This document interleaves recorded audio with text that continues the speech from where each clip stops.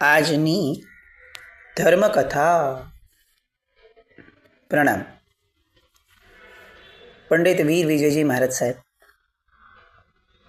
આપણે એ સમયે જન્મ્યા હોત અને એમને વંદન કરવા ગયા હોત અને એ આપણને ઉપદેશ આપત, એ આખી કલ્પનાને આપણે એમના કાવ્ય સ્વરૂપે જોઈએ છીએ. એમની રચેલી 64 પ્રકારની પૂજા,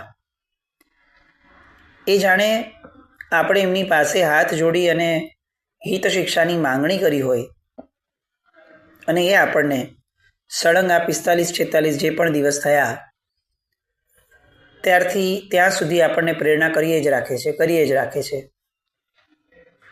એવું કંઈક લાગે. એમના દ્વારા રચાયેલું આ કાવ્ય એ કેટલું ઊંડાણવાળું છે, આ એની સાબિતી છે. સાવ ક્ષુલ્લક કહી શકાય, જેમને અબૂધ કહી શકાય એવા વ્યક્તિઓ દ્વારા પણ જો આ લેવાય અને 45-46 દિવસ ચાલી શકે, તો જેમણે રચ્યું છે, જેમના જ્ઞાનનો વિસ્ફોટ થયો છે, જેમની ઉપર સરસ્વતી માતા સ્વયં સાક્ષાત હાજર છે, મા પદ્માવતીની જેમની ઉપર ભરપૂર કૃપા છે, એ વ્યક્તિના હૃદયમાં બનાવતી વખતે કેટલું ઉમટ્યું હશે એની કલ્પના કરવી રહી. અંતરાય કર્મ, એને સંબંધિત કથાઓ, અને એ કથાઓમાં આપણે સૌથી પહેલી કપિલાદાસીની કથા જોઈ, જે દાનાંતરાય કર્મ સૂચવે છે. દાન આપવાનો અંતરાય, દાન આપવાનું મન જ ન થાય, એ દાનાંતરાય. એ પછી લાભાંતરાય કર્મો, એને લગતી કથાઓ આપણે જોઈ. દ્રમકની જે દરિદ્રી હતો તે, અને પછી ઢંઢણ મુનિની. આ બંને લાભાંતરાય કર્મના ઉદયથી ઊભી થયેલી આ કથાઓ. શું ફરક? દાનાંતરાય કર્મ નામ પ્રમાણે દાન આપવામાં અંતરાય ઊભો કરે. લાભાંતરાય કર્મ લાભ લેવામાં અંતરાય ઊભો કરે. એટલે વાપરવું એ બહુ બેસિક નેસેસિટી છે, અને એ એક અપેક્ષા એમ જોવા જઈએ તો મનુષ્યનો હક છે.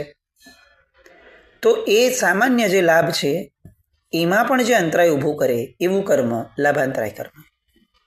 બીજા બધાને મળી શકે એવું છે, પણ તમને નથી મળતું તો એ લાભાંતરાય કર્મ. જ્યારે ઢંઢણ મુનિ ગોચરીએ નીકળતા હતા, એ સમયે એમની ભેગા જોડી લઈને નીકળનારા જેટલા પણ મહાત્માઓ હતા, આ બધાને ગોચરી મળતી હતી, આમને નહોતી મળતી. એટલે એના દ્વારા આપણે સાબિત કરી શકાય કે આ લાભાંતરાય કર્મનો ઉદય હતો. એક શ્રોતાનો પ્રશ્ન હતો કે આ ભોગાંતરાય કર્મનો ઉદય કઈ રીતે ન કહી શકાય?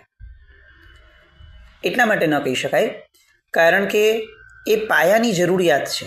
આ લાભ મેળવી શકાય એવો છે અને મળવો જોઈએ એવો છે. ભોગાંતરાય કર્મ ત્યારે નડત કે જ્યારે ગોચરી આવી ગઈ અને ગોચરી આવ્યા પછી એ વાપરી નથી શકતા. આ ભોગાંતરાય કર્મનો ઉદય છે. આપણે આપણા રૂટીનના એક્ઝામ્પલમાંથી સમજીએ. કોઈ માણસની આગળ પૈસા જ નથી, અને એટલે એને હોટલનું ખાવાનું, મીઠાઈઓ ખાવાની, આ બધી જે લોકોની અત્યારે રૂટીન છે એના અભરખા એ એના પૂરા નથી થતા, કારણ કે એની આગળ પૈસા નથી. તો એ એનો લાભાંતરાયનો ઉદય છે. એને પૈસાનો લાભ જ નથી થતો. તો શું થાય કે અત્યારે એ આ બધા શોખ પૂરા નથી કરી શકતો. કોઈ એક માણસ છે, પૈસા ઘણા છે, મીઠાઈ નજરની સામે છે, જોઈએ એટલી ખરીદી શકાય એટલા પૈસા પડ્યા છે, પણ ડાયાબિટીસ છે, અનુકૂળતા હોવા છતાં વાપરી નથી શકાતું. આ ભોગાંતરાય કર્મનો ઉદય છે. એ ભોગવી જ નથી શકતો. એટલે ભોગવવા માટે પ્રાપ્તિ એ પેલી જરૂરિયાત છે, અને ભોગવવું એ બીજું સ્ટેપ છે. લાભાંતરાય અને ભોગાંતરાય એ આ રીતે એપ્લિકેબલ થાય છે. અત્યારે આપણા જીવનની અંદરમાં બંનેઓના ઉદય છે. કેટલીક વસ્તુઓમાં આપણો લાભાંતરાયનો ઉદય છે, આપણે મળતી જ નથી, આપણે ઈચ્છીએ છીએ ને આપણે મળતી જ નથી.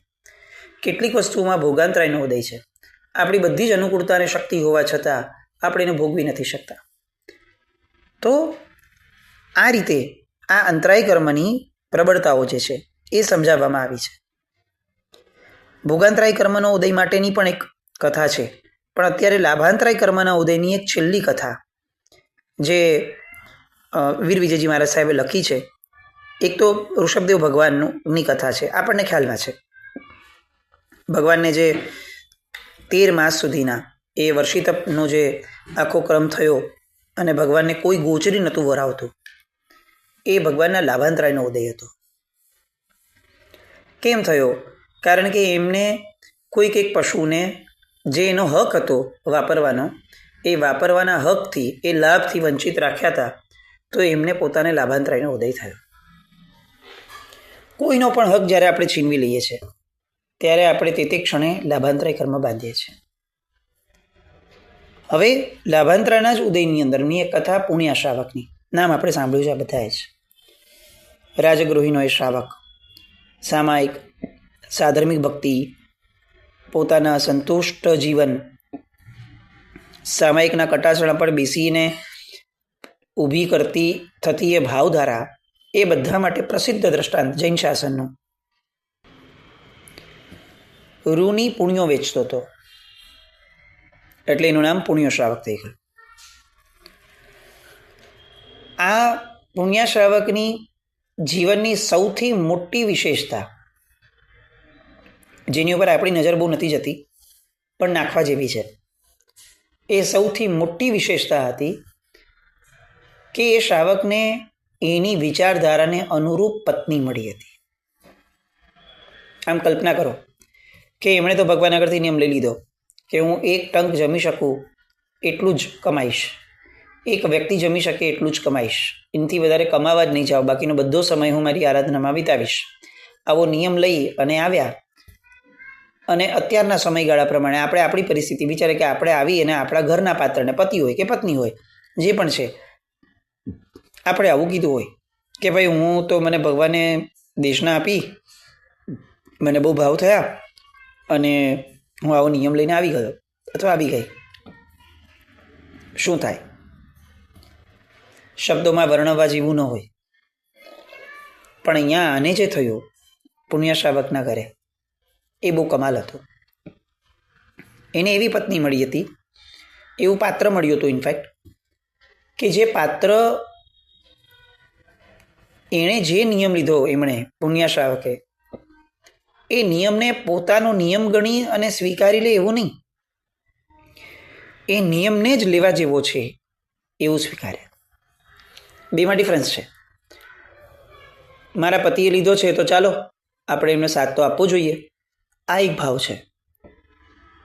અને આવો ઉત્તમ નિયમ તમે લીધો, વાહ, હું તો સત્વ ન ફોરવાવી શકી, તમે ફોરવાવ્યું, સરસ, એ બાને હવે ચાલો મને પણ સત્વ ફોરવવાની તક મળશે, તમે ખૂબ સારું કાર્ય કર્યું. આ એક ભાવ છે. કોઈ પણ ધર્મનો કે કોઈ પણ કર્તવ્યનો સ્વીકાર આપણે વ્યવહારથી પણ કરી શકીએ અને એના આશયના ઊંડાણથી પણ કરી શકીએ. આપણી પાત્રતાને આધારે નક્કી થાય છે અને કદાચ એમ કહી શકાય કે આવા વિચારોના આધારે આપણી પાત્રતા નક્કી થાય છે. પુણ્ય શ્રાવકના પત્નીએ પુણ્ય શ્રાવકની એ વાતને જે રીતે વધાવી લીધી અને જીવનભર માટે સ્વીકારી, સહર્ષ સ્વીકારી, અને જીવનભર માટે પોતે એ કર્તવ્યને પોતાનું કર્તવ્ય ગણીને નહીં, પોતાનો ધર્મ ગણીને નહીં, પણ પોતાની મનગમતી આરાધના ગણી અને જે સ્વીકારી, એ કદાચ પુણ્ય શ્રાવકનું પ્રખર પુણ્ય હતું. આવું પાત્ર મળવું એ પ્રખર પ્રખર પ્રખર પુણ્યનો ઉદય છે કે જેની વેવલેન્થ આપણી વેવલેન્થ સાથે મેચ થાય. આપણે અચાનક કંઈ અણધાર્યું કરશું અને છતાંય આપણું પાત્ર, એ જો એમાં શુભતા હશે તો આપણી બાજુમાં ઊભું રહેશે, આવો વિશ્વાસ એ બહુ રેયરેસ્ટ રેયર છે. અને આવું જ એમને મળતું હોય એમણે ખરેખર એવું સ્વીકારવું જોઈએ કે જીવનની અંદરમાં આપણને ઘણું મળ્યું છે, જે નથી મળ્યું ને એની કિંમત ઓછી છે. સતત મનની અંદરમાં આ ભાવ ચાલવો જ જોઈએ, મેરે સાહેબને મુજકો બહુત કુછ દિયા, મને ઘણું આપ્યું છે પ્રભુએ. આવા પાત્રો, આવા સ્વજનો, આવી વ્યક્તિઓ મારા જીવનમાં છે, પછી મને જે ન મળ્યું એનું લિસ્ટ મારાથી ન બનાવાય, આ મારી અપાત્રતા થશે. પુણ્ય શ્રાવકને આ દ્રષ્ટાંત. હવે એક દિવસ પોતે ઉપવાસ કરે, શ્રાવિકા ભોજન કરે, બીજે દિવસે શ્રાવિકા ઉપવાસ કરે અને પોતે ભોજન કરે. આ ક્રમ આપણે બહુ વિશેષ એમાં ઊંડાણમાં એટલા માટે નથી જતા કારણ કે આ કથાનક આપણને ખ્યાલમાં છે. એટલે હું એવું માનું છું કે આપણે એની સંવેદનશીલતાને સ્પર્શ્યા હશું કે આ કઈ રીતે આટલો ઊંચો ભાવ એકબીજાને આ લોકો પરસ્પર આપી શક્યા હશે. હવે જે દિવસે પુણ્યનો જમવાનો વારો હોય એ દિવસે એમના ઘરમાં એક શ્રાવકની સાધર્મિક ભક્તિ થાય અને જે દિવસે શ્રાવિકાનો જમવાનો વારો હોય એ દિવસે એમના ઘરમાં એક શ્રાવિકાની સાધર્મિક ભક્તિ થાય. આ ક્રમ લગભગ બહુ પ્રચલિત નથી. આપણને એવું ખ્યાલમાં છે કે એ લોકો એક જણને જમાડતા હતા, પણ આ ક્રમ હતો. અને આ કેટલી ઉત્તમતા દર્શાવે છે કે જે દિવસે પુણ્ય શ્રાવકે સ્કીપ કર્યું છે કે આજે હું નહીં જમું, હું સાધર્મિક વાત્સલ્યનો લાભ લઈશ, એ દિવસે નગરીના એક શ્રાવકને બોલાવવામાં આવે. અને જે દિવસે શ્રાવિકા સ્કીપ કરે છે કે આજે હું ઉપવાસ કરીશ, એ દિવસે એક શ્રાવિકાને માનભેર બોલાવવામાં આવે. આ દર્શાવે છે કે વર્ધમાન સ્વામી ભગવાન જે સમયે જીવંત હતા, આ સૃષ્ટિ ઉપર વિચરતા હતા, એ સમયે પણ આપણે ત્યાં શ્રાવક અને શ્રાવિકા આ બંનેના મહત્વની અંદરમાં લેશ માત્ર પણ ભેદભાવ નહોતો ગણાતો. શ્રાવિકાઓને ઉતારી પાડવાની વાત ક્યારેય ન હતી. સ્ત્રીઓએ કંઈ ન કરવું જોઈએ, સ્ત્રીઓને ક્યાંય આગળ ન લાવાય, આવી વાતો ન હતી. અલબત્ત આપણે એવું નથી કહેતા કે ત્યાંના જમાનાવાદી માણસો જે કહે છે એ સાચું છે, એ તો પ્રશ્ન જ નથી આવતો. પણ શ્રાવિકાનું મહત્વ આવા ઉત્તમ સમયે શાસ્ત્રોની અંદરમાં પણ એવી જ રીતે ટાંકવામાં આવ્યું જેવી રીતે શ્રાવકોનું આવ્યું. આ નિત્યક્રમ. ઓછી આવકની કોઈને ફરિયાદ નહીં. ક્યારે એની પત્નીને એમ ન થયું કે સારું આખી જિંદગી આવું કરશું, ચાલો ને હવે 1 વર્ષ થઈ ગયું, બીજા વર્ષે તો થોડું કંઈક કમાવા તો પામું, હું કંઈક કરો ને, થોડું વધારે કમાવ ને તો કંઈક આપણે બેઉ જમીએ. નહીં. ના પુણ્ય શ્રાવકને આવું કોઈ દિવસ થયું કે ચાલો મારે ગઈકાલે મેં ઉપવાસ કર્યો હતો તો આજે થોડું વધારે કંઈક વાપરું. આમ આપણે તો એ લોકોને તો વર્ષિતપ બી નહોતો. આપણા લોકોને તો વર્ષિતપ બી એવા હોય કે જેમાં ઉપવાસ કર્યા પછીથી આપણે ઉપવાસના દિવસે નક્કી કરીએ કે ભાઈ જો મને ઉપવાસ છે, મને તપ છે, તો મારું પારણું થોડું રોયલ કરવું જોઈએ. લોકોને પણ એમ થાય કે રોયલ થવું જોઈએ. તમે વિચારો, આમાંના પુણ્ય શ્રાવકને રોયલ કરવાનું મન થયું ને એની પત્નીને થયું. બહુમાન એ અલગ વસ્તુ છે, પણ તપની ભાવનાઓ, પરિણત તપની ભાવનાઓ એ એક અલગ ભાવ છે. આપણે અહોભાવ, બહુમાન, અનુમોદનાના નામ પર તપની પરિણતિઓને જો જોખમમાં મૂકતા હોઈએ તો આપણી અનુમોદનાની ધારા પણ શામા માટે ઉપકારી છે કે અપકારી એ વિચાર કરવો પડે. પોતાનો નાનો વ્યવસાય પતાવ્યો અને ઘણો ખરો સમય બંને જણા સામાયિકમાં પસાર કરતા. પ્રસંગ આવ્યો કે જે આપણને એ પણ ખ્યાલમાં છે કે પુણ્યની પ્રામાણિકતાથી આખું નગર તો વાકેફ હતું, પણ વર્ધમાન સ્વામી ભગવાન એમના મુખેથી પુણ્ય શ્રાવકની નીતિમય જીવનની પ્રશંસાઓ થતી. સામાન્ય આવક અને છતાંય સાધર્મિક વાત્સલ્ય કરવું, આ વસ્તુ લોકોને પણ બહુ આશ્ચર્યમાં નાખતી હતી. સાથોસાથ પોતાની આવકમાંથી કેટલોક હિસ્સો એ પ્રભુની પુષ્પ પૂજા માટે પણ અલગ કાઢતા હતા. આ પણ બહુ મોટી વસ્તુ હતી. આવું સાદગીભાઈ જીવન. સમય પસાર થતો હતો અને એક દિવસ એવી ઘટના બની કે એમના ઘરના આંગણે મગધ સમ્રાટ શ્રેણિક સ્વયં આવીને ઊભા રહ્યા. એ આખી શેરીમાં, આજુબાજુના લોકોમાં તો સોંપો પડી ગયો. જેમની મુલાકાત માટે મોટા મોટા શેઠિયાઓને મહિનાઓ રાહ જોવી પડતી હતી. એવા રાજાધિરાજ, એવા શ્રેણિક મહારાજા એ પુણ્યના આંગણે આવ્યા, સ્વયં પોતે સામે ચડીને. પુણ્યાએ જોયું કે મહારાજા પધાર્યા છે, બહુ જ સંકોચ થયો. એને સમજ ન પડી કે આમના મગધના સમ્રાટનું સ્વાગત કઈ રીતે કરવું. અને તરત જ એમણે હાથ જોડીને આવકાર્યા અને કીધું કે આપ મુજ ગરીબની ઝૂંપડીએ પધાર્યા છો, એનાથી વધુ આનંદની ઘટના શી હોત. પણ જો આપે મને આદેશ કર્યો હોત ને તો હું આપની સેવામાં હાજર થઈ જાત અને એ વધુ ઉચિત પણ હોત.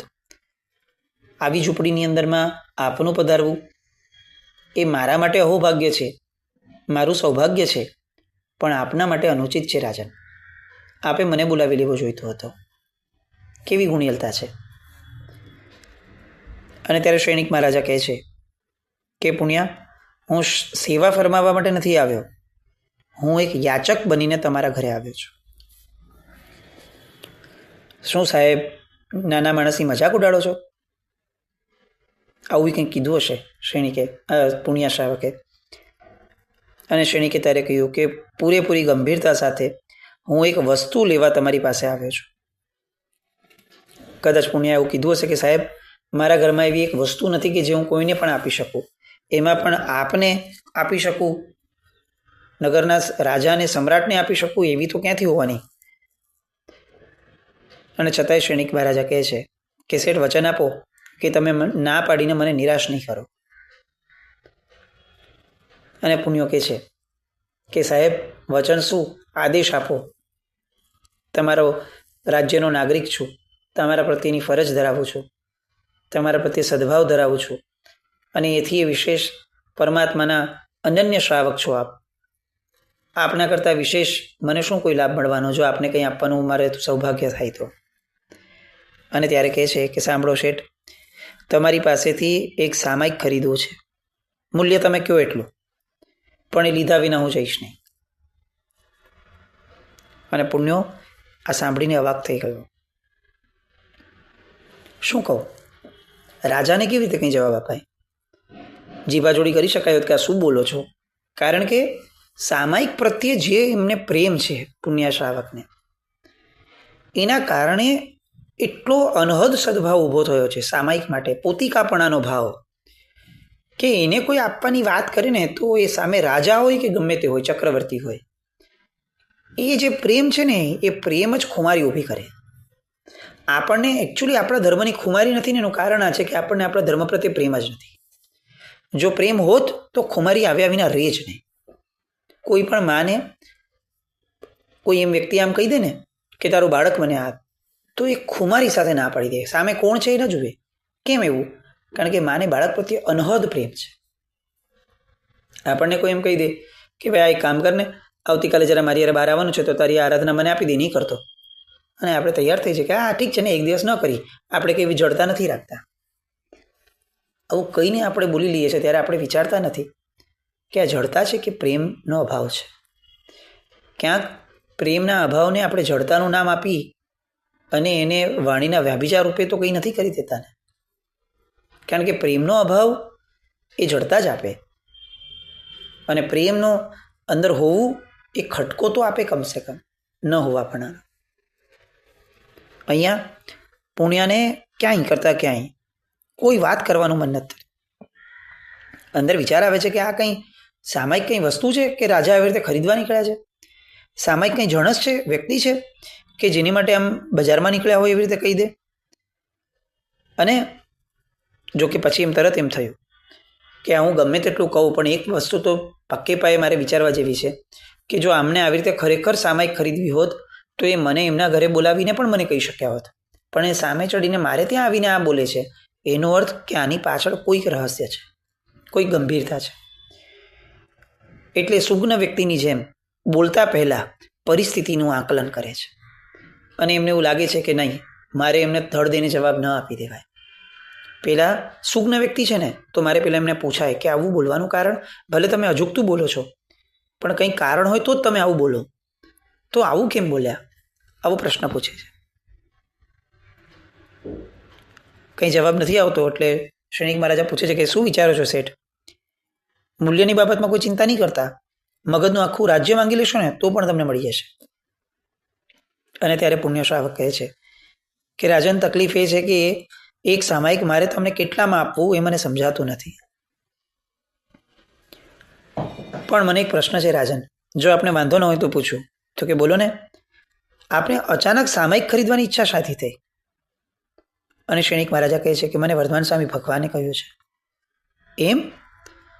તો પછી એક કામ કરો, આપણે વર્ધમાન સ્વામી ભગવાનને જ પૂછીએ કે સાહેબ પ્રભુ, એક સામાયિક કેટલા રૂપિયામાં ખરીદી શકાય, કેટલા મૂલ્યમાં આપી શકાય? અને કેવું છે કે મને તો રૂના પૂણીના ભાવની જ ખબર છે, સામાયિક કેટલામાં અપાય એનો મને ખ્યાલ નથી. તો પ્રભુ જે આદેશ આપશે એ મને માન્ય રહેશે. કેટલો વિનય છે જુઓ અહીંયા. આપણને ખરેખર લાગે કે ગુણિયલતા છે. સામાયિક કરીને પુણ્ય શ્રાવકે જે મેળવ્યું છે ને એની ઈર્ષ્યા થવી જોઈએ. એના સામાયિકની ઈર્ષ્યા કરવાથી શું થશે? એ કટાસણા પર બેસી અને એ તો એ બેસ્યા અને આપણે બેસ્યા, પણ આપણા કટાસણા પર બેસવાથી આપણને જે પ્રાપ્ત નથી થતું, ઈર્ષ્યા એની કરવાની છે. કેવો વિનય પામ્યા! ધડ દઈને કહી શક્યા હોત કે આ શું બોલો છો ગમે તેમ, પણ કેટલા વિનયથી કહે છે કે સાહેબ મને ઋણાપુણીનો ભાવ ખબર છે, મને સામાયિકનો ભાવ નથી ખ્યાલ. બોલવાની પદ્ધતિઓ કેટલી મેટર કરે છે. અને હવે બંને જણા એકબીજા સાથે નક્કી કરે છે કે ચાલો ભગવાન જે કહેશે એ માન્ય. બહુ સારો રસ્તો આ નીકળ્યો. સૈનિકને પણ થોડું અંદરમાં રાહત થાય છે કે હવે ભગવાન જ કહેશે ને જે કહેશે તો તરત આપી જ દઈશું, મૂલ્યની તો કોઈ કમી નથી આપણે ત્યાં. બંને જાય છે ભગવાન પાસે અને ભગવાન શું કહે છે એ માટે આપણે થોડી રાહ જોઈએ. પણ એ પહેલાં પુણ્યની આ સામાયિક એની જે અસરો છે, પુણ્યના આ સાધારણ વાત્સલ્યનો જે ભાવ છે, પુણ્યની શ્રાવિકા દ્વારા પોતાના પતિ પ્રત્યેનો જે સદભાવ છે, આ બધી વાતોને આપણા જીવનમાં મંથન કરવા જેવી છે અને ઉતારવા જેવી પણ છે.